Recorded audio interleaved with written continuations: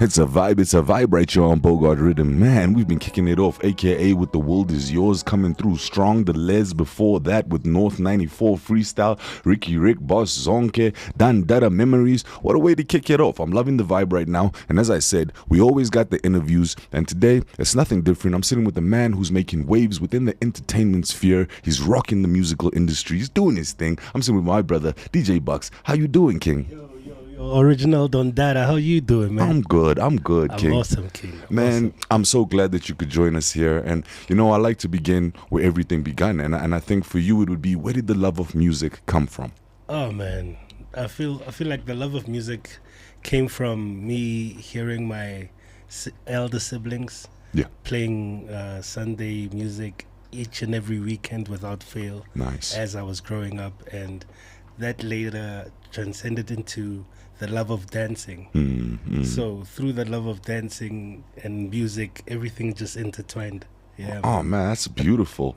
And that's interesting, you know, taking the dance and then pushing it into from the visual into the audio. True. That's a crazy bridge to connect and cross, especially at a young age. Was it something that you had done consciously, or is it a subconscious thing? It just happened? I feel like it just happened, man. It just naturally happened because I didn't wake up and feel like I love music. I've always been loving music since I was a baby. So yes, sir. I feel like it's something that I felt it's a destiny more than just a dream to pursue. You get what I mean? 100%. Yeah. Just a hobby or something that you really like. Yeah. It doesn't feel like work at all. 100%. I'm with you on that. And you know, it's a difficult road being in the industry, and especially, I mean, you can find the passion for it from a young age, but I remember for myself, it was hard to find institutions that could actually help to shape you. How did you find that? Did you get institutions that shaped you? Not really.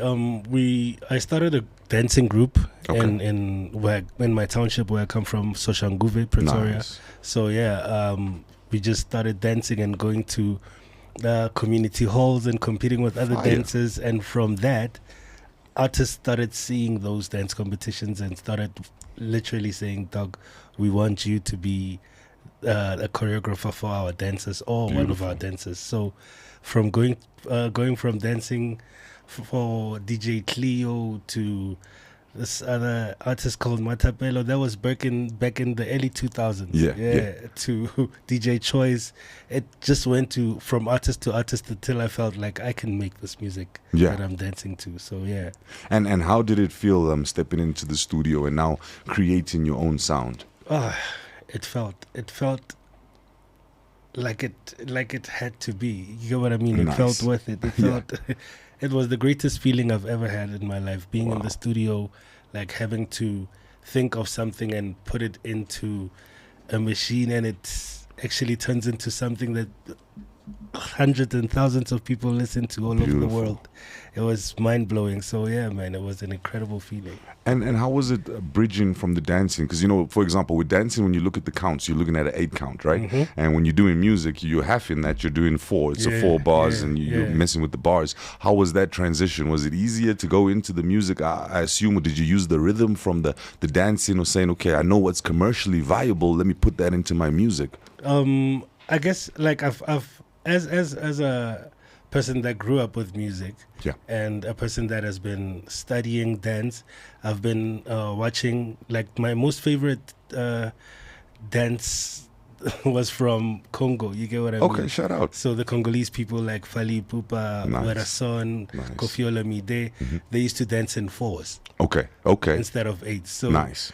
I used to know the difference between the 4s and 8s. So that became kind of easy for me to just push it into music and do the same thing. That's beautiful. That's beautiful, and very different as well. I love that your influence comes from outside of SA, but still within Africa, because that's very unique. A lot of times when we look for influence, that look to the States, Europe, but you looked for something that's within the continent. What was that so unique that drew you to it? Oh man, I felt like the Kwasa Kwasa was just blowing my mind, bro.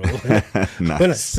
When I saw those videos, like 10 to 15 people doing the same dance move, I felt like it was something that I only saw on American music videos, which were only concentrated on hip-hop. So having that African sound that people actually dance to and we relate to just as much felt like home to me more than America. You get what I mean? Beautiful. So, And did you get assists from some of the guys? I mean, you mentioned earlier that you were dancing with DJ Cleo and all of these amazing, great artists. Yeah. Were they able to assist you now that you were stepping into a new realm and taking your music from the dancing into the creation stage? I wouldn't think so. They were part of the people that wanted me to stick to dancing because You're doing a good job. You're killing it. Yeah. like, what you doing in the music? It's bad, bro. Don't come here, bro. Stick to us paying you Vibes. and just let go of this whole thing. It's not as good as it looks. Yeah, I man. was like, man, it's destiny for me, so I can't just let it go. So Yeah. I did it without their help at first, Mhm. but they took note as they started seeing Nice. tracks pop up, and they're like, no, let's do something together. So now Beautiful. it was a level playing field, and Nice. I don't know. I love that. And is there that type of a brotherhood between DJs and the DJ fraternity? I know, like in hip hop, when it's rappers sitting together, it's competitive. Very few are 100%. going to try and assist. So, how is the fraternity of DJs? Oh man, I feel like all fraternities are competitive in their own aspect. Mhm. Like in house music, we also look at who's rocking the crowd more, and Yeah. whose music is constantly getting top ratings Yeah. and all that, and numbers. We always compare numbers, so it's. mm. I feel like it's equally as competitive. 100%. And now looking at the global impact that dance music, house music, Amapiano has made. Yeah. I mean, South Africa is now spread its wings. It's been played. I mean, I think it was Sexy Red. Someone was rapping on an Amapiano beat. They laughed at it. They said that isn't even Amapiano, but she was trying it. Yeah. So we've really made a big mark in the world. And how do you see your music fitting into this beautiful puzzle that Amapiano is lacing in front of us? Oh man, I feel like, if I'm gonna be honest, we laid the groundwork as the Afro house artists. True talk. You get what I mean? Like we started going out of South Africa in 2010. You get what I mean?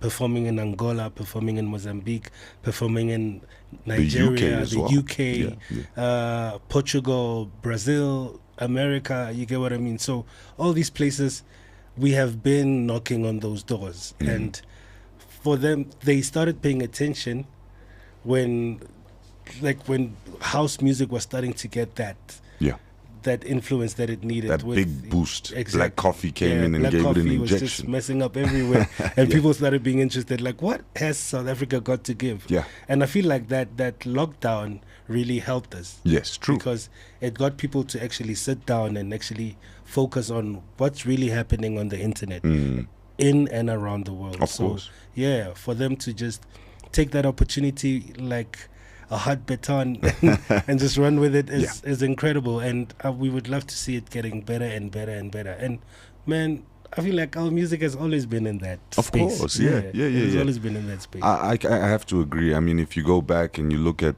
the Prayus, Mama Miriam, I mean, we've always had artists that break the mold globally. 100%, So it's nothing 100%. different. I guess the genres change as time goes, but we've always had those type of artists. Yeah, So I feel you on that. Now let's talk about your projects. I mean, okay, you were in the studio. You've now crafted your first songs and so on. Now, how did it go with the launching of it? How was the feeling going on stage, rocking your own song? What was the reception from the crowd? Oh man, actually, I would say as the DJ Bucks brand, Yeah.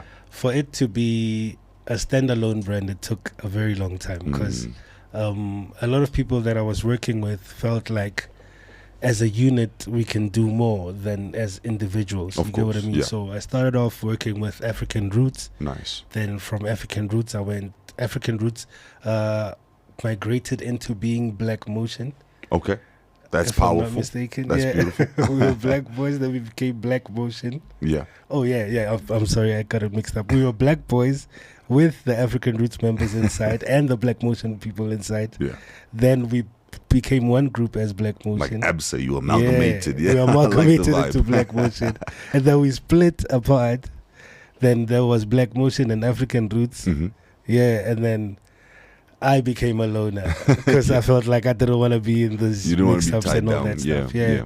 Then after some time, I got called back by African Roots Okay. because they had some of my vocals that I left at their studio. Yes. So they made tracks with them. Nice. So by default, You got to come back. I had to come back It's one of and those. represent the songs that I made. True. So yeah, man, time went on, and I met with Uhuru And yeah, Uhuru, we just started doing projects together and we became one. Yeah.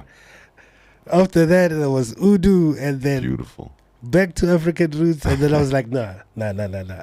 Like a lot of people have been trying to get DJ Bucks as a solo artist, Yeah. and I've been denying them for a long time. So course. from 2017, I was like, let me just concentrate on pushing DJ Bucks and Nice. getting people to know who DJ Bucks is. Nice, beautiful. And the name DJ Bucks, where did it come from? Is DJ Money? Oh. Where we at? It sounds dope. I love it. Bucks actually is a nickname coming from my real name, Obakeng. All right. Yeah, Nice. so my mother used to call me Bugs all the time, Bugs. Nice. So yeah, I just got used to it, and I told everyone to call me that. That's what it is right now. Yeah. No, I love that. And especially because it came from your mom, it has so much more meaning. It's 100%. it's a whole family thing. It's Yeah. lineage right now. Yeah, man. Beautiful. And Yeah, you've come man. to the studio with your young man, so you're passing the baton. I see how it's going. 100%. Yeah, hopefully. It's a good vibe. I do the same with my daughter, so I got you on He that. can't dance to save his life, so I don't know. Maybe he's going to be a doctor or something. You know, a lot of the times people that can't dance, they perhaps could be songwriters. They go in like a completely more artistic, like internal direction, because obviously you're not putting it out in the physical. So I wouldn't just yet, because this young man could come back as the greatest songwriter you ever did see. Or producer. Or 'cause, producer. he Yeah, loves yeah. beats. All you got to do is count to 4, so you winning on that. Yeah, 100%. No, thanks, man. I'll take that. Mad love, brother. So now we're looking at the evolution of South African music. Like I say, Amapiano has done such amazing things, captured the world's imagination, put Yeah. a spotlight onto South Africa. Let's talk about the longevity of Amapiano. Do you think it's something that can stick around? I know when it came out, it had come out just after the hype of Gom, and people were Yeah. like, Gom is dead. Amapiano is kind of on the same curve. It's something they're going to cotton onto and drop off, and it didn't happen. It just grew and grew and grew. Where do you see it going to? Oh man, I see Amapiano as like a few plants in a very vast forest, like a forest that doesn't have any trees yet. So those few plants are a representative of what's to come in that forest. I feel like it has a very long way to go. It can be stretched in a million ways, which people have already proven. It has already gotten hip hop acts on it. It has already gotten Afro-pop acts on it. It has already gotten house acts and Bacardi, which is from Pretoria, acts onto the Mapiano. So it's already having sub-genres. Of course, You get what I mean? So by it having sub-genres, you can already see that it's getting comfortable in its space, and people are getting comfortable with their own sound, their own interpretation of Mapiano. And it's not only happening in South Africa, but also in other countries as well. Yeah. So you can actually tell now that this is a Mapiano from Nigeria. Yeah. This is a Mapiano from UK. Yeah. This is a Mapiano from America. Yeah. So it's already getting used to people's ears outside, and it's becoming new each and every day to someone new. And how do you feel about that? Like, I mean, it's nice to see other nations making Amapiano, but how do you feel about? I know there was a big debate saying that, listen, this is proudly South African. If it ain't made by South African, it's not Amapiano. It's something else. Call it something else. So I'm interested to know what's your take. I feel like that's really unfair, because most of the genres that we listen to have their origins. You get what I mean? But we all have fun with those sounds. You get what I Hip-hop's mean? not South African. Exactly. It's from America. You get what I mean? And we are doing hip hop South Africa. We are owning it. Exactly. And we are not debating whether we are the founders of hip hop. We're just enjoying the hip hop as much as we're enjoying the hip hop that we listen to in the States. So I feel like if we could just open up our minds and allow our brothers and sisters to like play with the sound, maybe they might have something that might change us and make us better as South African musicians. You get what I mean? Because they have an idea of what world music should sound like. So if they put their idea on what they feel like our sound is, it's already taking it to a new height. Of course. You get what I mean? Yeah. So let's just let this music grow. I like what you're saying. I like what you're saying. And, you know, it's a conversation I was having with a friend. I was saying that when you look at a lot of the greatest artists that have come out in history, they're great because their sounds are not just strictly, it's a hybrid sound. So, for example, if you look at Bob Marley Mali was just not strictly roots rock reggae. Yeah. It was reggae music with a touch of rock and roll into it, some hardcore guitars and so on. That gave him an edge, gave him appeal for different markets that otherwise would not have listened to his music. That set him aside. 100%. Yeah. So I love what you're saying, because when you look at Amapiano, if you limit a genre to a specific group of people, it doesn't have a chance to grow, because you're not getting a lot of input into it, so it'll become stagnant. True. But if you're giving it to the world, it'll always evolve, always become something fresh, brand new and better. I love what you're saying, that we need to 100%. see that happen. Yeah. And the future of South African music, where do you see that going? Oh man, I see it growing. I see it growing to unimaginable heights. I just feel I hope South Africans, we are ready for the kind of attention that we have brought upon ourselves, because I feel like some of our musicians are not mentally ready for what's the fame that's coming, and I feel you. the money that's also coming with it, and the responsibility that comes with being a role model to kids that are looking up to you and are literally idolizing you. You get what I mean? So being a celebrity is a very huge role to take. So some of us take it for granted because we feel like it's our life and we can live it however way we want to, but we feel like we cannot divide inspiration. Yeah, of course not. You can't say I want to inspire you with my music and don't look at my lifestyle, because an inspiration comes from a whole being. You get what I mean? Yeah. That's why we're still wondering what Jesus was doing in his teenage years. Of course, yeah. Because we want to know the whole story of the person that is inspiring us. You get what I mean? So it goes to all artists. I hope that we can shape our minds and be mentally ready and emotionally ready for the attention that we bring into South Africa, because it's going to be way more than we imagined. 100%. You get what I mean? Yeah, it's going to be huge. Huge companies are going to be coming and setting up in South Africa. So we have to be ready. Like 100%. We have to be ready, bro. And we're looking at a change. I mean, when you look at the origins of the major record labels, they were used more as an outlet. So they were taking the American and the European music and they were pushing it into the African market. And that's what they were doing. They weren't really into developing African artists. But now we're looking at a new time where they're taking on our artists, they're developing them, they're pushing them into those different regions. So I like what you're saying, because we've now opened the globe and you've got to be ready for it. I mean, look at Tyler right now. Exactly. She's doing amazing things. Yeah. And what's your opinion of Tyler? Do you feel that she's adding a good value to, or a good representation of what South African music is? Okay. I'm sorry. But I don't feel like Tyler is a representation of South African music. All right. Tyler has, first and foremost, always been pop. And she's made it visible since her Idols years. Like since she was in South African Idols, she has been straight up, I'm doing pop. All right. And then she saw that there's a loophole in Amapiano. Then she said, I can sing pop on an Amapiano beat. True. So that they can take my pop music more, like, so they can have, that my pop music can be more palatable. 100%. You know what I mean? Yeah. So with that strategy, it got people's attention because people are looking at Amapiano, but there's a different vocalist on Amapiano that's singing pop. True. You get what I mean? True. She never sang ayo, what. No, the popular phrases that we know in Amapiano. So she's been clapping the whole time. You get what I mean? Like, this is where I'm going. This is my goal. The Amapiano is just the production that is behind my voice, but this is generally where I'm going. And the American industry noticed that. Yeah, of course. That she's a pop artist, and that's why she's doing pop music right now in America. True.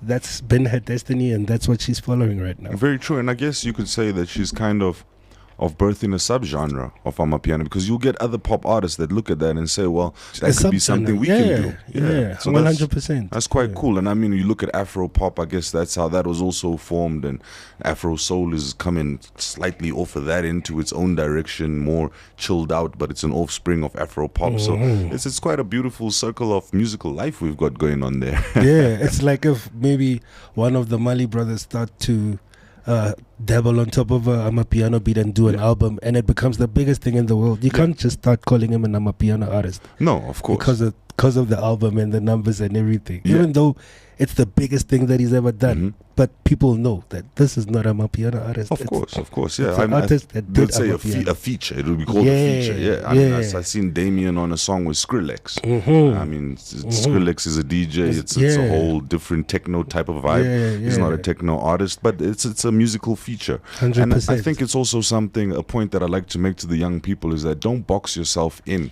Because if you box yourself in, it becomes a very small playing field. You're a musician. You're not amapiano, you're not hip-hop, you're not reggae. You make music, and once you look at it like that, I think you've got more opportunities. 100%. That's why when you go to school as a young person, you don't say I'm a math student or I'm a science student. I'm a student of many subjects. 100%. You get what I mean? As much as you can be a student of many subjects in music too.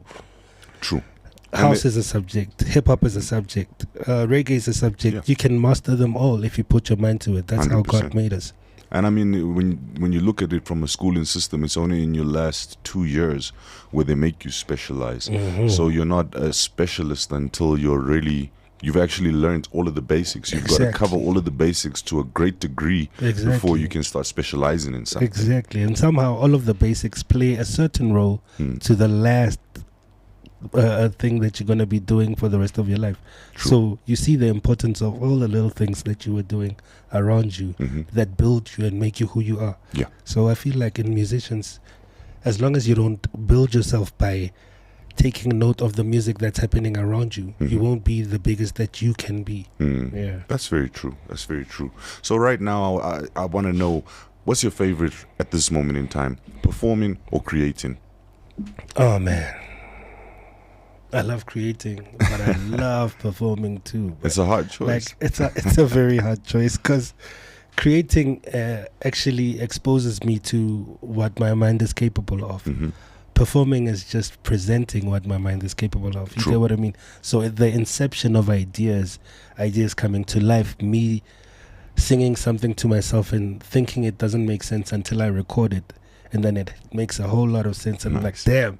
Nice. This is crazy. You get what I mean? So being in that kind of space and having different type of mindsets coming together and realizing why God actually put us together to actually make something beautiful. Yeah, man, that's the most beautiful. I mean, when you said that, you made me think of something my dad usually says, where he said music is one of the very few things in this world where you can create something without destroying anything. I mean, music can just come from the inside and you're creating.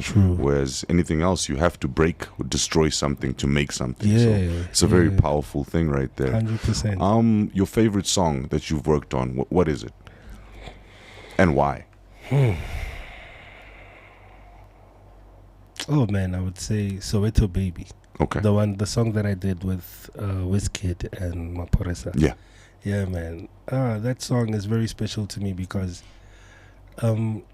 as huge as Wizkid was, he totally trusted me with his space. You get what I mean? He trusted me with his business, something that he takes more seriously than anything in the world. So for me to be able to create a beat with him in one room and us conceptualize a song, which is my favorite thing to do, and me give him lines and help him, and him help me do this, that, it really made me feel like, dog, there's no such thing as someone too big. You get what I mean?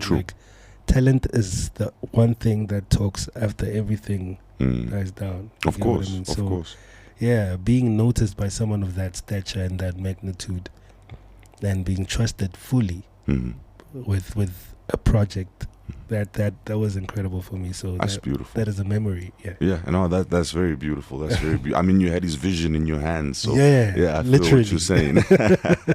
That's amazing. And projects, up and coming projects, you're working on something, you got something we can keep an eye out on. And you sound like a man who's in the studio and got some stuff. 100%. There's a bunch of music we did that came out. I'm currently working with Black Motion. Beautiful. Again. Full circle. Going back to the family. So yeah, man, we're working again. We did an album together. Nice. It's titled The Cradle The Cradle of yeah. Yeah, The Cradle. Guys, It's you The know Cradle. it. Don't check it It's out. The Cradle. I'm with you. the latest album. That's good vibe. God bless me. Happens to me too. Yeah. Yeah. So The Cradle, it's a problem. It's 15 tracks. Nice. Featured in 6 of those tracks. So Okay. I also have a single that's featuring them Wow. that has come out like a week ago called Pirara. Lovely. Yeah, it's all about Pretoria, where we come from. It's Yeah. paying homage to. I heard our when I hometown. heard Pirara, I said, that's Yeah. straight up. That's Yeah, and my album is coming out early February, maybe before Easter. nice. Yeah, Valentine times. Oh, beautiful. I like that. So you've released a single, you're creating some hype. Also, it's a beautiful time. December's like the single month. Yeah. And then by the time April comes around, people are ready. They're ready for your yeah. moves. Beautiful, beautiful. And obviously, when you're creating with such vigor, there's obviously shows that follow. And December's a show month. So any upcoming shows, stuff that people can keep their eyes on, join you with? Oh man, there's a whole lot. I'm going to Tanzania. Nice. In 2 days. There's a show that's coming up this coming Friday or Thursday in Umtata Okay. on the 20th. Yeah, on the 20th. Nice. It's Pusiswa's homecoming. I'm Oh, also going to be nice. doing a special performance there. Nice. And yeah, a whole lot more. Just stick to my social media and you'll know everything that's to come. That's a good vibe. And Sure. I like that you spoke about Busiwa because I was just now asking a friend, what happened? I haven't heard anything coming from her. What's Oh, going man. on? Yo, Busiswa is a fire, bro. Busiswa is a force. Like, she's just a general musician that you can't take away. Like, even if she stays for 5 years without creating music, Yeah. she's definitely going to come back with something that's A going to blow banger. your mind. Yeah. As it goes, That's as who it she goes. And I would be amiss to ask you or to not ask you Mhm. about how does fashion play a role in everything that you're doing. I mean, earlier you were speaking about the complete image. Some artists would want you to pay attention to the music, but not really Mhm. the lifestyle. Maybe the lifestyle in the music, but not the image. How does fashion play a role in what you're doing? Oh man, I feel like fashion is a description of one's personality. It's a description of one's mood and vibe and whatever that you want to see without talking to a person first. Yeah. You get what I mean? Of course. So it counts. It's in the top 3 of first impressions. Yes, You get what I of mean? course. So like it's something that we musicians take very seriously, especially when we get on stage. We want the first thing and the last thing you remember is how we looked on stage Mm. before how we performed. Yes. Because that's the one thing that catches your attention. Yeah. Whether on stage, at a mall or anywhere, Mhm. you are your own representation. Of And course. I feel like your clothes and your dress sense is what speaks for you first. Yeah. So it's very important. Very true, very true. I mean, clothes can actually help you stand out of the crowd. Your music may be Mhm. keeping you in with the rest, but the clothes could just take you that little extra mile, blow the career up. You're very right. Your image is so important to you. Yeah. Where Now- the bee's concerned, Yeah, of course. you of gotta course. rock up. You gotta. So social media, you were saying earlier, people should keep an eye on it, up and coming Yeah. shows for the projects. What are your handles? Which platforms? And can they book you from there? Or if they want to book you, how do they go about it? Oh man, if they want to book me, they can check my profile on IG or Twitter or Facebook. Nice. DJ Bucks, DEEJAY Bucks 66 at gmail.com. I don't know why my mind is lost. Nice. DEEJAYBUCKZ 66 at gmail.com on all social media platforms. Powerful, powerful. I love that right there. So people, please go through, follow DJ Bucks. Keep an eye on all of the works that are coming out. Like you said, album coming out soon with Black Motion. 6 Yeah. songs produced on that. That's amazing. The Yeah. Cradle. That's the part I remember. So Yeah. have a look for the Cradle. It's going down. It's gonna be beautiful. Yeah. Man, DJ Bucks, we are so proud to have you in the studio. We're wishing you the very best with your career. I hope it goes from strength to strength. Yeah. I know you're going to kill Tanzania. Tanzania loves what's going on in South Africa. course, So of course. it's going to be a great time for you. Yeah. Just expand the brand, fly the flag, and keep on doing us proud. And thank you very much for your time. I'm very much humbled and thank you for inviting me. I couldn't have been anywhere else, man. I would have chosen this 1,000 times. Oh, bless and And love. God kid. bless you and God bless the brand, man. Ah, I love that. I love that. And with that, we're going to get back into the music. That was a beautiful, beautiful interview with DJ Bucks. Like I said, keep an eye out on his social media for all of his tracks. Also, have a look at Black Motion's up and coming project. He's got 6 songs produced on that. April is dropping an album. He's just dropped a single for Pretoria, so go and represent for that as well. If you're in Pretoria and you don't have that single, you wildin'. You better go and get it. It's beautiful right there. It's Bogart Man Radio. Good times keep on rolling. And we're going to be back right now with the beautiful song by Dada entitled Ke Monate Fela. It's a good vibe, so keep the good vibes going.